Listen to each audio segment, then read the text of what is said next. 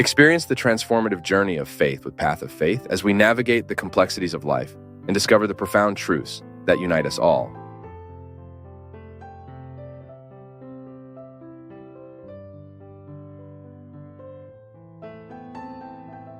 What do we need to be happy? We talk all the time about this so-called happiness. We constantly follow people in their attempts to be happy. Our social networks, right? So many people posting what makes them happy and even lying about what makes us happy. What makes us happy? What makes us fulfilled? And from these questions, we begin to debunk because we lie to ourselves. How many times do I meet people and recognize this in myself? A deceitful structure around fulfillment. We pretend to be fulfilled. We pretend to know what should be done. Often we stay on the surface of things, of situations, and don't even have the courage to touch what really needs to be touched to make our lives better. We have so many pursuits. Sometimes you try to be happy through your work. You work hard because you want to achieve something that makes you happy. You date. You try to be happy through this relationship, or you're already married. You try to be happy in this marriage. This life is so short, isn't it? So that we waste the opportunity to be fulfilled, happy men and women. Because that is God's desire for us. Conversion is this. It is to identify if in the structure of your life today, there is something that is an obstacle to your human fulfillment. So when I look at the structure of my life, at what today I need to renounce, I am seeing a reality that is favorable to my growth. I need to identify what today in the structure of my life is representing an obstacle to my fulfillment. It might be that you identify a friendship, for example, a pseudo-friendship, a false friendship, a camaraderie that has been an obstacle to your spiritual, emotional growth. So we need to constantly articulate the reality that surrounds us. I like to call this our environments. And from these environments, we seek, honestly, to be in the place we should really be. I think every human being, even if not very conscious of this, is always trying to be happy, even when they make mistakes. Even when we make mistakes, we are somehow trying to be happy. You might be under the influence of someone who does not wish you well, who is addicting you to something that destroys you, or who is taking you out of a context of fidelity to yourself. Yes, we can often become addicted to people who do us harm. And suddenly, the enemy starts undermining our courage, our willingness, and we stray from the path that God wants for us. I repeat that it is a path of fulfillment, a path of happiness. God does not want our suffering. We suffer because we are human. It is part of our condition, but it is very petty to think that God is sending those sufferings to us. No, He doesn't need to send them. Sufferings are there in the path of everyone who wants to live well. Just as He also cannot rid us of these sufferings, because they are part of life. It is part of life to suffer. What He assures us is His presence. So, it requires a lot of intellectual honesty. We are talking here about putting intelligence to work. What today, in the structure of my life, is an obstacle to my human fulfillment. You've heard me talk here about human fulfillment, which is precisely this adaptation that we make of everything we can and cannot do. Yes, because a fulfilled human being is one who has already acknowledged everything they can and cannot do. And from this can and cannot, a space of satisfaction is created. It is the satisfaction of being who you are, of doing what you do, of working at what you work, of studying what you study, of living with whom you live. And we cannot always, within this fulfillment, do only what pleases us. Personally, I like to think that God is always favorable, that my experience with the Lord is always favorable to me. Never, never, never could I understand that my experience with God could be an obstacle to my human fulfillment. God wants my best. And a long time ago, I started removing from myself, some misguided understandings that God wanted my suffering, for example. God has no interest in making you an unhappy person. Unhappiness is not a project of God for our lives. That's why in the project He has for each of us, He never removes the obstacles, because in the obstacles, we find the strength to achieve what we so desire. Yes, we need to overcome daily the obstacles that prevent us from living this happiness, this human fulfillment. But the problem is when we do not know, when we do not have clarity about what really makes us happy. I like to understand happiness with a bit more depth.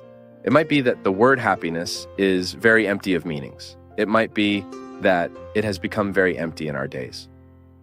We grow a lot when we are challenged, much more than when we are flattered, when we accept the provocation of life itself.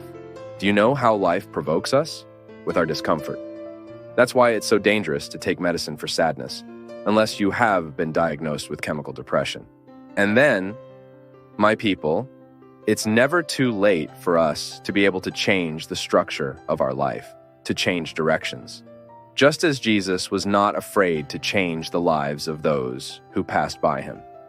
Because Jesus knew all of this much more deeply than we know today. How many people get cured when they quit a job, for example, when they give up that job to earn less but work at something they love? How many people end their conflict when they end a relationship? But they suffer. At least they are suffering to heal. Yes, but usually when sadness comes and we numb it with a pill, we miss the happy opportunity to discover what bothered us, and then we don't change what bothers us. You just keep taking pills for your sadness, and that's why it doesn't get resolved. You just keep pushing the conflict forward, when in fact what would solve it and eliminate the need for the pill is confrontation, a change of pieces on the board. How many people resolve their sadness, their anguish, when they are able to put people in the right places? When you shield your heart so that it is not the target of someone else's lack of love? How many people improve, heal, when they are able to drop out of college and say, this is not what I want for myself? I remember once I met a girl who was studying to please her mother, and she told me that. She had the courage to say. I asked her, what do you study? She said, architecture. And do you like architecture? She said, no. I'm doing it because my mother wants me to. I found that very cruel. Doing the opposite of what you intend to please your mother. Something is wrong in that relationship.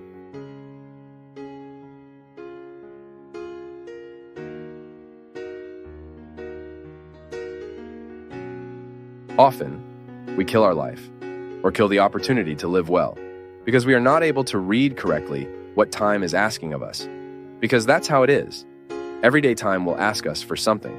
And it's this attentive look that gives us this condition, this clarity to perceive what today is truly calling my name. What is it today that is truly calling for me? What is the reality today that is unavoidable?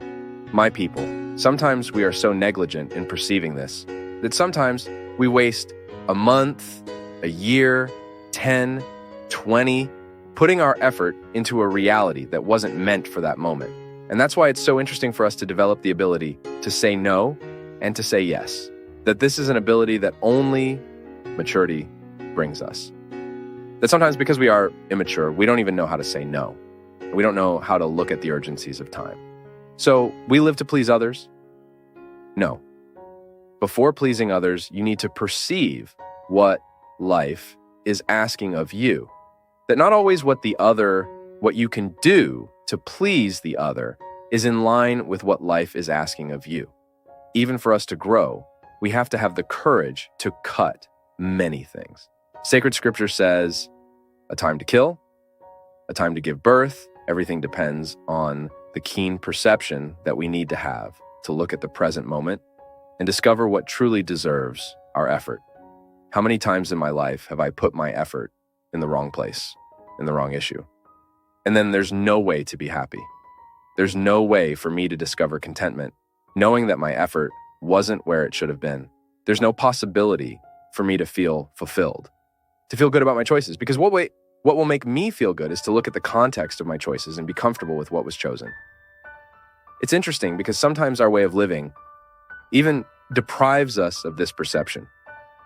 We are very strange to ourselves. Not strange with others, no, it's strange to ourselves. Strangers to ourselves. The body needs the soul. Yes, I need sustenance for my life. I need to give meaning to my matter. I need to put soul into everything that I am. Even in the house where I live, and life has taught me that the house is not a conglomerate of walls. The house is a feeling that occurs to me. It's not just a material construction, no. When I enter within those walls that I built with my work, there I identify the soul that sustains me. It's a feeling that occurs to me. I'm sure we all experience this. When we open the door of the house, when we enter, it's a good feeling that occurs to us. That's soul. It's when matter is full of meanings. It's when we start to attribute a meaning that goes beyond the walls, the furniture, the roof, the siding, the garden, the front gate. It's a feeling that occurs to us. And it's interesting that the quality of our life depends on and is intimately linked to our ability to infuse soul into things. I'm not talking about that soul, the deepest meaning of our life, that spiritual dimension that connects me with eternity. No, I'm talking about everything that lives and makes sense to matter, brings meaning to what is material. So we use the term soul improperly to realize that my objects are permeated by a meaning that goes beyond matter. As Rubem Alves used to say, there are things that are more than things. They are things that remind us. That is, they become a sacramental. Just as I bring a souvenir from the trip, that is for me just a sacramental of something that was good, that was lived, that was experienced, that made me feel good. But now, in my opportunity to infuse soul into this body, in this unique opportunity that I have to live my life well daily and thus inflate air into all of this, just as I perceive this other soul of the things in my house when I arrive with a feeling that occurs to me. Living well, bringing me the awareness that today, when I observe the urgencies of my life and I put my effort into these urgencies, I am infusing soul into my body. Father, this separatist view doesn't match with Christian theology. I know. This is just didactic. This separation is only didactic. It all works together. Body and soul are, although distinct realities, they work together. It's unity. We proclaim the unity of all this. Now, when I perceive, when I identify that I am not doing, that I am not making an effort to live well, I am indeed weakening the resources of my soul, which are precisely to help me live well the life of the body itself. They work together, my people, and we often neglect the observance of time, as in Scripture it says. The sacred writer speaks precisely of this, a time to weep and a time to laugh. There are moments when life itself shows you the need to cry, to let out your excesses, not to be afraid of sadness, to allow that sadness to dig within us, its riches, and to help us find the precious stone that only suffering could lead us to know. Then comes laughter. Laughter doesn't arise by chance. We used to sing that song too, right? I walk slowly because I've already been in a hurry, and I bring this smile because I've already cried too much. The smile is the result of tears shed well. The smile is the final result of a process of struggle that we establish, of observing day by day what effort that day asks of me. What do I need to do today to have the right to smile tomorrow? And it's good. You know why? Because as we are going through the tough times, knowing that they will be constructive, small smiles are already born along this process. When we talk about a final smile, it's just the metaphor of a well-done, well-lived process. A time to embrace, a time to distance oneself. How much suffering, right? In realizing distancing as necessary, the growth of the other, it's that child who goes away to study. You can't hold on to children. That's why it's time to embrace, it's time to take care, it's time to be together, and the time will come when that distance will be necessary for the course of life itself. Then he returns. But at first, we need the distance. It's the urgency of the day. The time has come. It's necessary to study. It's necessary to seek a future outside of here. My people, when we observe the movement of time and its urgencies, we enter into the context of an irreplaceable wisdom for our human fulfillment, a time to tear, a time to sow. If we don't have the courage many times to tear some realities, then we'll never be able to live the liberation of them. Today I even wrote about it. Many times we lament losing, and when in fact we observe what we lost, it wasn't loss, it was liberation. How many relationships need to be torn apart so that later they can be sewn back together the right way? To make all the illusions we have of the other fall to the ground, or all the pretensions we judge upon the other.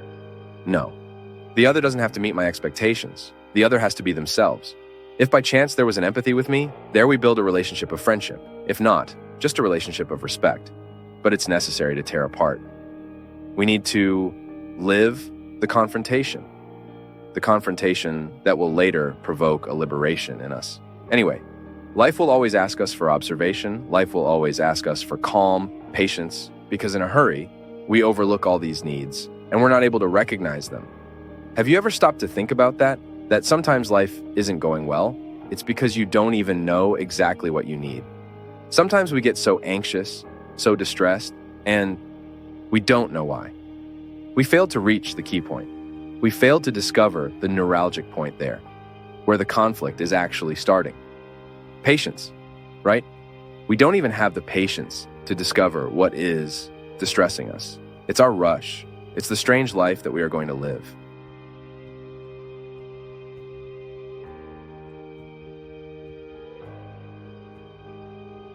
Father, I wanted you to help me deal with the feelings I'm experiencing. I lost my husband and also recently lost my son, and I'm having trouble coping with the grief. You would say, it's not easy indeed, my daughter. Losing two people who are so important in your life, it's like the structure of your home has somehow collapsed, and it takes time. The heart needs time. We cannot expect healing today if we need to go through the process that will result in healing. And grief, it's a process. What is a process? That it naturally needs to go through a process. When someone dies within our home, my people, the structure is completely changed. It's impressive how one person, if you remove just one person, it's impressive how the family structure is modified. And it's like a moving truck whose pumpkins in the back rearrange themselves as we hit the road. It's a rural language that I've seen a lot. Fill the truck with pumpkins, hit the road, they start shaking, making noise. Suddenly they settle down and you don't even remember that you had all those pumpkins behind. But until they settle, it makes a lot of noise. That's how it happens in our lives. Whenever someone is taken away, the truck makes noise. And we think that noise will be eternal. I remember the death of my sister when Heloisa died. It was so traumatic at home. It was so difficult to restore the house without her presence, even though she didn't live with us anymore.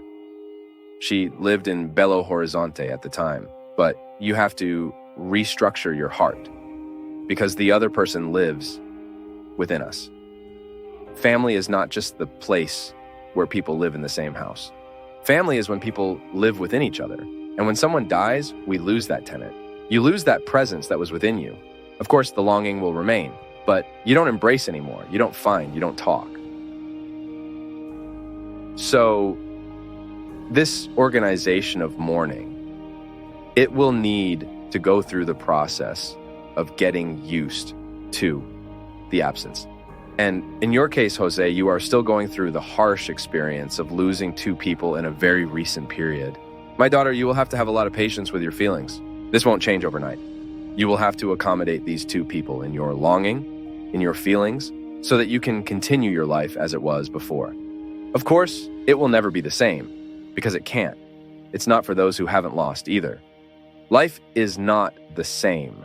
Life can never be the same, even for those who haven't lost. Life is always in motion. Just the other day, a friend of mine found out her son was ill. She was devastated. The same illness her husband had, which was extremely painful for them, she found out her son had too. What to say? Of course, we say, I'm with you, I'm praying with you, but that's a dilemma she will need to face. No matter how much I love her, I cannot enter her heart and live that suffering for her.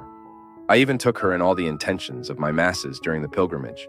And I asked God, I asked Our Lady in a special way, since we were in Marian territories, that Our Lady would do in her heart what God did in your heart when accompanying the agony of your son. The boy's illness is not a death sentence, but it touches on hardship. It touches on suffering. We don't want our children to be ill. After the news, which at first seems like the end of the world, then because we are people of faith, our process is to rebuild reality, and we come out of it even better. So we can never want life as it was before. That's something for children. That's an illusion. Life will never be the same for those who have lost and for those who haven't. We need to adapt to the movements that time has made, always in the daily effort to put soul into our body, to give meaning to our life, to never allow difficulties, losses to prevail over all of this. Now, my daughter, as time goes by, we mature with the event. When God has the opportunity to act in our lives in these moments of pain, it's amazing how we are changed for the better. And this is possible, yes, not only because it happened in my life, but because it happened in the lives of thousands of people who give wonderful testimonies of overcoming, who help us understand the pedagogical dimension of pain, of suffering. It's the proof before our eyes of many people who have also gone through the harsh experience of losing children, husbands, mothers, siblings, boyfriends, girlfriends, spouses, and after continuing existence. Now, patience with the process is important. I cannot anticipate this healing. It's like the healing process. A friend of mine, Adelina, my travel companion from Fortaleza, spontaneous all the time. That's why I liked her from the first time I saw her. She wears her heart on her sleeve. And then, after one of my preachings during the pilgrimage, she gave me a little note with just one sentence like this: "What doesn't inflame cannot be cured." Inflammation is the body's first movement to be healed in what has been hurt. So, inflammation is a manifestation of the body's own immunity, wanting to expel what is attacking the flesh. And it is indeed. A simple little sentence made me remember that sometimes when we were kids, we'd get a thorn in us. That thorn hurt. Hurt for 2-3 days until it turned yellow, and then the secretion itself would work to expel that relief. We squeezed it, it all came out, that ugly thing. The thorn came out, and that's it. The body was there, without pain. It's like that nasty pimple on your face. It hurts, hurts, hurts, hurts. And you go there, do everything wrong, give it a squeeze. Isn't it, Christian? Almost breaks the mirror. Relief. Dermatologists shouldn't even hear us talking. They can't know that we do that, no. But when you have that inflamed thing, when you go there, give it a prick like this. After the inflammation is the movement of healing. In our hearts, when we lose someone, we are inflamed with pain. And if we allow that inflammation to go through the natural process of expelling, of throwing away what is infected in us, our future will not be like before. I repeat, even for those who haven't lost, it's not the same, but we can make that future worth it. I am a very sad person. Besides this married talk, when I got married, with 1 year of marriage, I lost my first child. Then I went through a lot of sadness. Because of that, I spent over a year with a lot of depression, a lot of sadness. Then other children came, 4 daughters came. I raised them all well. When it was this year, which ended yesterday, from January 11th, I lost Vita's grandson to drowning, right, at 4.5 years old. This father has greatly affected my life. I was very sad, very shaken, very shocked. I almost died. Even today, I carry this sadness within me. I really wanted to live this, Father. This child has stirred me deeply. It was like this. It was worse than my son's case. It was much worse because it was like this. My son's death was sudden because he drank a porridge and then he didn't choke. But the porridge he drank was ingested into his lungs. And my grandson's death was a drowning death, a death that I found very sudden, very abrupt. So I couldn't accept this.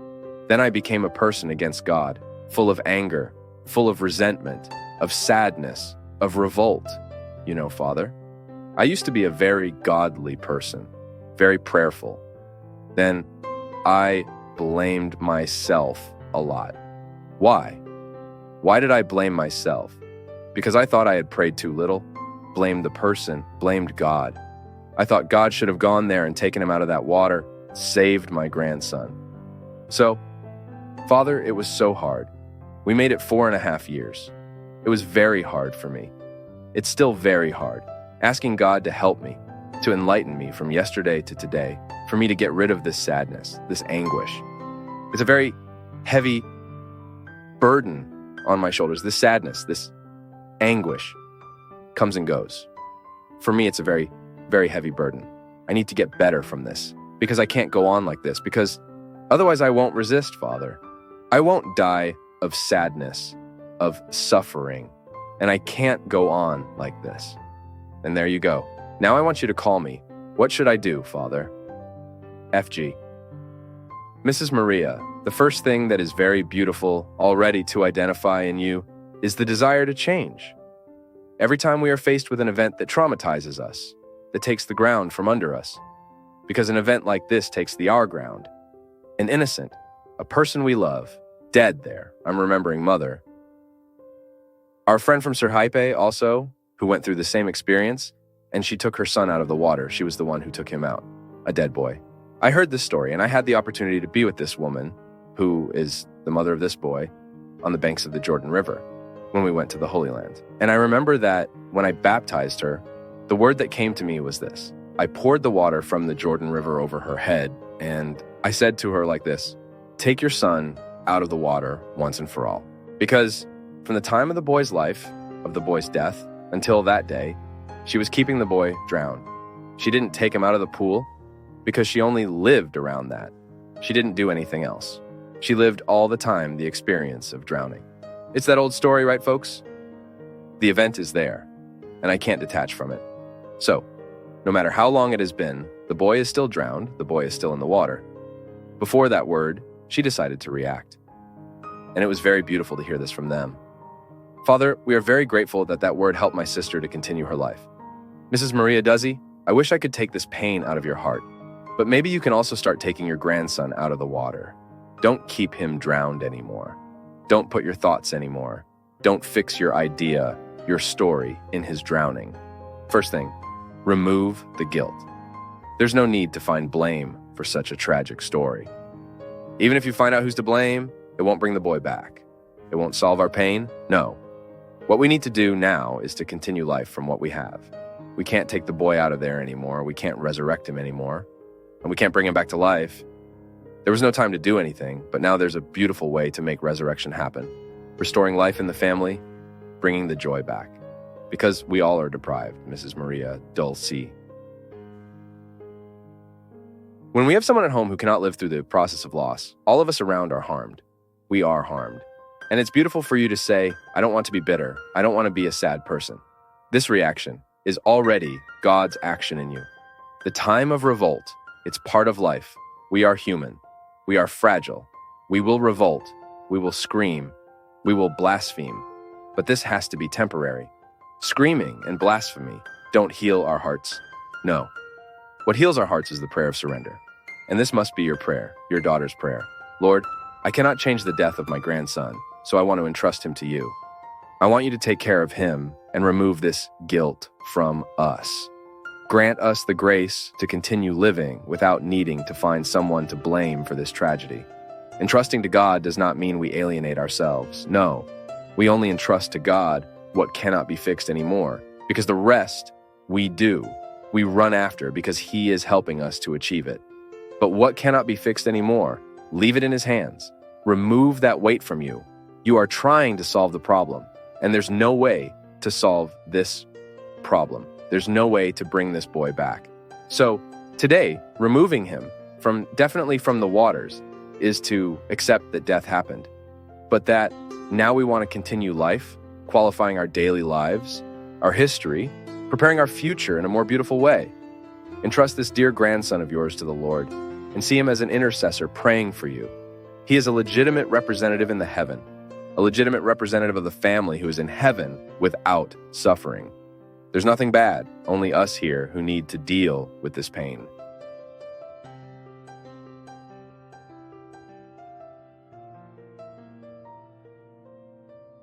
From all of us at Path of Faith, thank you for being part of today's discussion.